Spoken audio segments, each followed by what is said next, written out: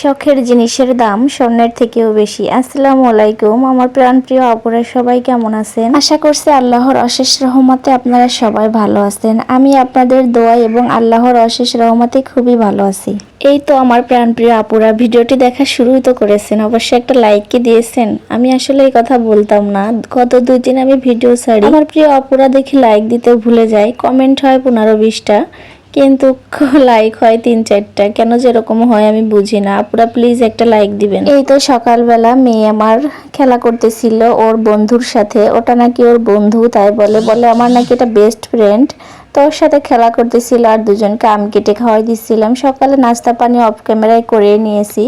এখন সকাল 10টার মতো বাজে, মেয়েটাকে নাস্তা খাওয়াচ্ছিলাম আর আমি চিন্তা করতেছিলাম আজকে দুপুরে কি রান্না করব। আসলে এটা একটা বেশি টেনশন মহিলাদের, মানে আর কি যারা সংসার করে আপুরা, মানে রান্না করার চিন্তা প্রতিদিন সকাল থেকে শুরু হয়ে যায়। আর কি যে রান্না করব, রান্না শেষ অবধি এই টেনশনটা মাথায় থাকে। আমার প্রাণপ্রিয় আপুরা, তোমরা কে কোন জায়গা থেকে ভিডিওটা দেখো অবশ্যই একটু কমেন্টে বলিও তো। আর আমি কিন্তু চিটাগাং থেকে ভিডিওগুলা ছাড়ি, আমি চিটাগাংয়ে থাকি। অবশেষে সব রান্নার টেনশন মুক্ত করে চলে এসেছি রান্না করার জন্য। মা মেয়েই তো বাসায় আসি, ওর বাবা তো বাসায় খাই না, তো ভাবলাম কয়েকটা বেগুন আছে বাসায়, বেগুনগুলা ভাজি করি। আর চিংড়ি মাছ আছে ফ্রিজে, ওগুলা ভর্তা করব।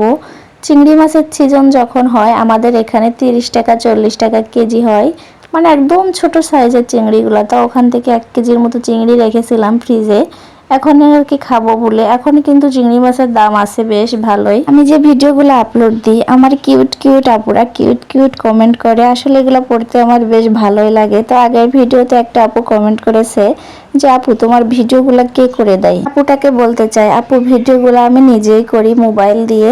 ছোট একটা স্ট্যান্ড আছে, ওটা আর কি ভেঙেও গেছে, আমার মেয়েটা আমার সাথে ভেঙে ফেলেছে, তো ওটা দিয়ে আর কি টুকিটাকি কাজ চালাই। আমার প্রিয় আপুটা আরো একটা প্রশ্ন করেছে আপু তুমি এডিটিং কোথা থেকে শিখেছো? আপু আসলে আমি এডিটিংটা শিখেছি ইউটিউব থেকে, অনেক কষ্ট হয়েছে শেখার জন্য। আমি এমন কোনো ভিডিও নাই যে দেখি নাই, রাত 12টা-1টা পর্যন্ত জেগে এডিটিংটা, মানে এখনো পুরোটা শিখি নাই। আসলে ইউটিউবে কাজ করতে আসলে শেখার কোনো শেষ নাই, শেখার মনে করেন সে কি বলবো, বয়সের শেষ অবধি মনে হয় শিখা লাগবে আমার এডিটিং। ইউটিউবে যেসব আপুরা 1 বছর 1.5 বছর 5 বছর ধরে কাজ করতেছে, তাদের এডিটিংটা দেখলে তো আমি মনে হয় হতাশ হয়ে যাই। এত সুন্দর এডিটিং কিভাবে করে, প্রত্যেকটা পার্ট টু পার্ট দেখলে আমি অবাক হয়ে যাই। জানি না এতটুকু আমি কবে শিখবো। তো আপুদের প্রতি আমার মন থেকে ভালোবাসা, যেন তারা আরও সামনের দিকে এগিয়ে যায়। আর সবাইকে একটু সাহায্য করবেন। ইউটিউব প্ল্যাটফর্মে এমন একটা জায়গা, কারো সাহায্য ছাড়া কিন্তু কখনো বড় হওয়া যাবে না। আর প্রত্যেকটা ভিডিও যদি দেখা শুরু করেন, প্রথম থেকে শেষ অবধি দেখার চেষ্টা করবেন। আর ভিডিও দেখার সময় কিন্তু সময় হাতে নিয়ে ভিডিওটা দেখা শুরু করতে হবে, না হলে কিন্তু আপনার চ্যানেলের খুবই ক্ষতি হবে। অনেকেই আবার মনে মনে ভাবতে পারেন চ্যানেল খুলেছেন 2 দিন হয়েছে, এত বড় কথা কেমনে বলতেছেন, এত কিছু কেমনে জানেন? আসলে আমি ইউটিউবে প্রচুর টেক চ্যানেল আর কি টেক ভিডিও দেখি, তো ওগুলা থেকেই আর কি শিখেছি আমি আর কি জানি, এর জন্য আপনাদেরকে বলতেছিলাম। যাই হোক, আপনাদের সাথে কথা বলতে বলতে চিংড়ি মাছ ভর্তাটা কিন্তু আমি বানিয়ে নিয়েছি। আসলে এই ভর্তাটা এতটা মজা হয়েছিল যে আপনাদের কি বলবো। আমি যখন পাটায় বাড়তেছিলাম তখন আমার মেয়েটা, মানে ছোট্ট মেয়েটা আমার কাছে এসে বলতেছে আম্মু তুমি এটা কি রান্না করতেছো, আমাকে একটু খাওয়াই দাও তো। তো ওর গালে না আমি অল্প একটু দিয়েছিলাম, বলতেছে আম্মু এত মিষ্টি লাগতেছে কেন, তুমি কি ঝাল দাও নাই? আমি বলতেছি হ্যাঁ ঝাল দিছি তো, তোমার হয়তো লাগতেছে না। যাই হোক, মা মেয়ে মিলে মিষ্টি গল্প করলাম আর ভাতগুলা খেয়ে নিলাম দুপুরবেলা। ভিডিও শুরু থেকে বলেছিলাম শখের জিনিসের দাম স্বর্ণের থেকেও বেশি, এটা বলার একটা কারণ আছে আপুরা। তো আসেন আপনাদের সাথে একটু এই বিষয়ে কথা বলি। আর আমার কাজগুলো একটু দেখেন, আস্তে আস্তে কষ্ট করে দেখেন, আসলে অনেক কষ্ট হয় আপনাদের ভিডিওগুলো দেখতে। বাড়িতে গিয়েছিলাম 1.5 মাস আগে, তো 1.5 মাস থেকে এসেছি বাড়িতে। এসে দেখি বাসার সব জিনিসই এলোমেলো, আলমারিটা তো প্রচুর এলোমেলো করে রেখেছে। ওর বাবা যে জিনিস বের করে ওই জিনিসটা ঢুকায় না। আর ঈদও চলে এসেছে সামনে, এর জন্য টুকিটাকি আস্তে আস্তে সব জিনিসই একটু পরিপাটি করে নিচ্ছি। ঈদ বলে কথা, 6 বছর আগে আপনাদের ভাইয়া আমাকে 8 আনা ওজনের একটা চেন নিতে বলেছিল, 25,000 টাকা দিয়েছিল। তো আমি 25,000 টাকা না নিয়েছিলাম, নিয়ে আমি একটা চেন নিয়ে নাই কাছেই রেখে দিয়েছিলাম। তারপর চুরি করে আর কি এই আলমারিটা আমি নিয়েছিলাম। তো আপনাদের ভাইয়া বলতেছিল তোমাকে আমি চেন নিতে টাকা দিয়েছি, তোমাকে কি আমি আলমারি নিতে দিয়েছি? আমি বললাম যে দেখো আমার চেনের থেকে আলমারিটা খুবই প্রয়োজন। তো এ কথা শুনে আর কিছুই বলে নাই, আর বলতেছিল তাহলে কি তুমি চেন নিবা না? আমি বললাম যে না নিবো না, তোমার যদি আর কখনো টাকা হয় তাহলে আমাকে দিও। আসলে আবার ভাবিয়েন না চুরি করে আলমারিটা নিয়ে এসেছি, ওকে নিয়েই গিয়েছিলাম অনেক রিকোয়েস্ট করে। তারপরে বেশ ভালোই খুশি। প্রথমে 1-2 দিন মন খারাপ ছিল, পরে আবার ঠিক হয়ে গেছে। যে বলতেছিল না ঠিকই আছে তোমার, তুমি যেটা করো ওটাই ভালো। যাই হোক আলমারিটা গুছিয়ে নিয়েছি, একটু আপনাদের কাছে একটু শেয়ার করতেছি, বলবেন কেমন হয়েছে। আসলে আমার যা আছে দিয়েই আমি গুছিয়ে নিয়েছি। আলমারিটা যখন এনেছিলাম তখন আর কি আলমারির ভিতরে কাঁথা কম্বল এগুলো রেখেছিলাম। তো একটা ভাবি দেখে বলতেছিল আলমারিতে কি কেউ এগুলো রাখে?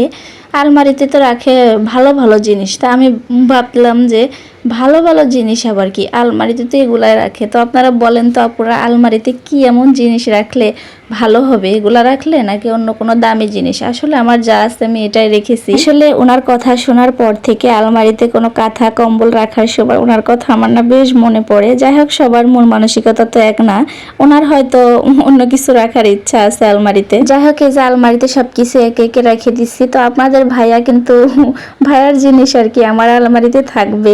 যেমন একটা হেলমেট আছে মোটরসাইকেলের, আর ওর কিছু কাপড় চোপড়ও আছে, তো উপরে রেখে দিয়েছি। আর এই যে বিছনার চাদর কম্বল এগুলো আর কি রেখেছি। আর আসলে না আমার আলমারিতে একটাই সমস্যা, যে শাড়ি রাখার আলাদা কোনো জায়গা আমি বানাই নাই, এটা আমার মনে ছিল না। যাই হোক কেউ কিছু মনে করবেন না এটা দেখে। আর টুকিটাকি জিনিস দিয়ে যে সাজিয়ে নিয়েছি। আর পাশে যে আমার যতগুলো হিজাব ছিল এগুলো রেখে দিয়েছি পাটে পাট করে ভাঁজ করে। আজ থেকে 6 বছর আগে আলমারিটা নিয়েছি, কিন্তু আলমারির প্রতি একদমই ভালোবাসা কমই নাই। শখের জিনিস বলে কথা। অনেকেই আবার দেখি যে আমার আলমারির পরে অনেকেই নিচ্ছে আলমারি, হয়তো কোনো দিক দিয়ে হয়তো একটু খারাপ লেগেছে, ওটা বিক্রি করে দিয়ে আবারও নতুন করে আলমারি নিচ্ছে। কিন্তু আমি চাই না বিক্রি করার জন্য। শাড়ি রাখার স্ট্যান্ড নাই তো কি হয়েছে, আমি যেভাবে ওকে ম্যানেজ করে নিব। আমার শখের জিনিস আমারই কাছে সেরা। আর এই তো আলমারি সবার উপরে বড় একটা কম্বল রেখেছি, আর পাশে আপনাদের ভাইয়ার টুকিটাকি কিছু জামা কাপড় রেখেছি। ওর না হাজার ডলার দিলেও ক্যাবিনেটের বড় বড় 2টা ডলার দিয়ে দিছি আমার হাজবেন্ডকে। তারপর ও আলমারিতে এসে টুকিটাকি জিনিস এদিক ওদিক রাখতেই থাকে। তো আমি বলেছি তুমি কিন্তু আর কখনো এই আলমারিতে কিছু রাখবে না, কারণ এটা কিন্তু আমারই, আমি কিন্তু স্বর্ণের জিনিস না নিয়ে আলমারিটা নিয়েছি। তা বলেছে আচ্ছা ঠিক আছে রাখবো না, তুমিই রাখো। আমার প্রাণপ্রিয় আপুদের মূল্যবান সময় নষ্ট করে ভিডিওটি দেখার জন্য অসংখ্য ধন্যবাদ। আর ভিডিও সম্পর্কে অবশ্যই একটা কমেন্ট করবেন। আমার আলমারি গোছানোটা কেমন হয়েছে অবশ্যই জানাবেন। আর সংসারের প্রত্যেকটা জিনিসই কিন্তু সবকিছুই শখের হয়। যাই হোক এই যে আমার মেয়েটা দেখেন আপনাদেরকে বাই বাই দিবে কিভাবে। তো বলতেছিলাম আজকে কিন্তু আমি সব আন্টিদের বাই বাই দিব। বলছে আচ্ছা ঠিক আছে দাও। যাই হোক এই যে দিয়ে নিলে সবাই আমার মেয়েটার জন্য দোয়া করবেন। আর অবশ্যই চ্যানেলটিকে সবাই সাবস্ক্রাইব করে দেবেন। সবাই ভালো থাকবেন, দেখা হবে নেক্সট ভিডিওতে। আল্লাহ হাফেজ।